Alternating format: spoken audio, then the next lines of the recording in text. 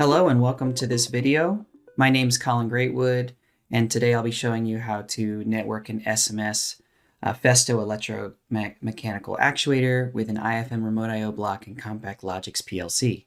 As you can see here, we're using a CompactLogix L16ER with an IFM AL1122 Remote IO block to control the Festo SMS actuator. The first thing we'll do is configure the IFM block. Logging in to LRDevice, you'll need to make sure process data length is set to 4 bytes input, 4 bytes output, and port 1 mode is set to IO-Link. Then download to the IO-Link device. Now that I have my sample project opened, I'm going to show you the setup for the remote IO block. I'll double click on the AL1122 under my Ethernet network. You can see I've named the AL1122 the same thing. You can see its private static IP address. If I go under module definition and click change, you'll see I have it set up for an exclusive owner IO acyclic and diagnostic connection with a data size of input 223 integers and output 151 integers.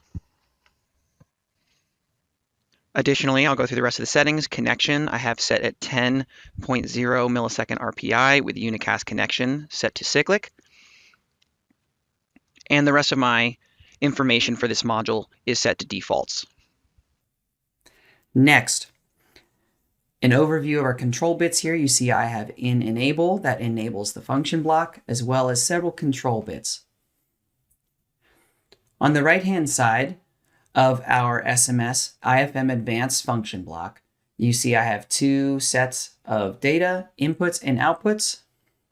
This should match what's set up in the IFM tool. On the right side of our AOI, we have enabled feedback, status for in, intermediate, and out positions, whether we're moving, if the device is ready, if writing or reading is executing. A lot of good outputs here. Additionally, under the control tags area, you can see that I have a lot of inputs. Port number 1 to 8 here for this specific device. This is a 1-base index. In enable enables the function, the AOI, to do what it does. Moving in, intermediate, and out moves to those positions. Quitting error removes errors from the system. Power SMS enables load power to the stepper drive. User interface lock locks the manual buttons on the side of the stepper drive.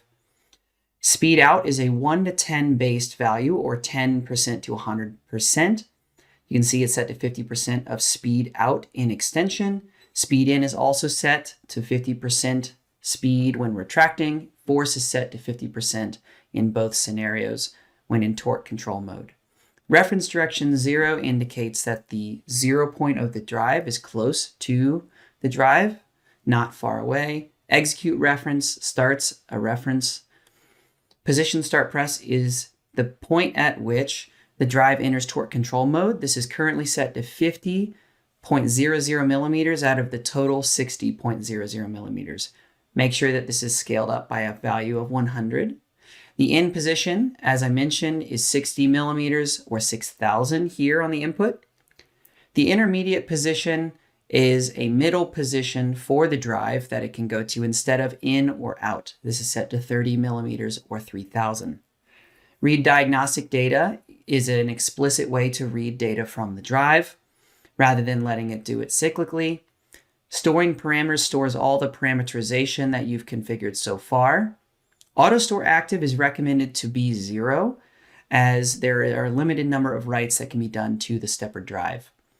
And then you also have resetting your counter mileage, or your total mileage that the actuator has executed, and some file handling, and the ability to reset the stepper drive to factory default. Below that, we have a monitor tags area where you can read back the current position of the drive, speed, or force. You can see we're essentially at position 0 millimeters. You also get some status information, IO-Link event codes if there are any, and an AOI error code if it's present. Below that, you have message tags. This is essential for the proper functioning of the AOI. The first message that has to be set up is the message read. It's a SIP generic message type. service code 4B for reading, and class 80, instance 1, and attribute 1 set by IFM. The source array, as you can see here, it's message source element advanced source array, is a SINT48 type, single integer 48. We're referencing byte 0 here.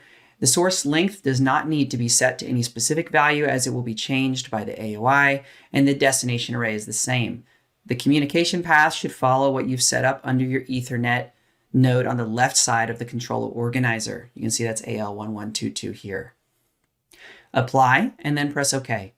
Next, we'll configure the message write. It's also a SIP generic, and the service code changes from 4B to 4C. The class, instance, and attributes stay the same. We need the source array byte 0 reference here. A length is also managed by the AOI, and the communication tag is the same.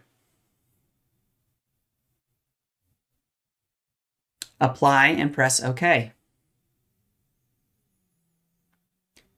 You can see here I have both of those arrays set up as single integer 48 type.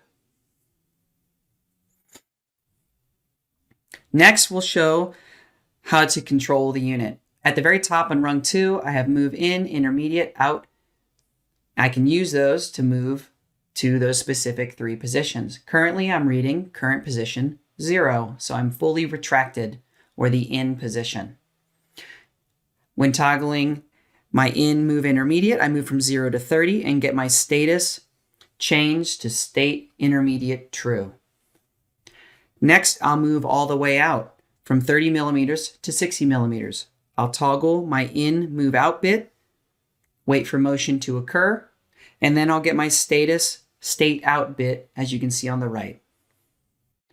Lastly, I'll move in from 60 to 0 by toggling in move in and get status state in. Thank you for listening.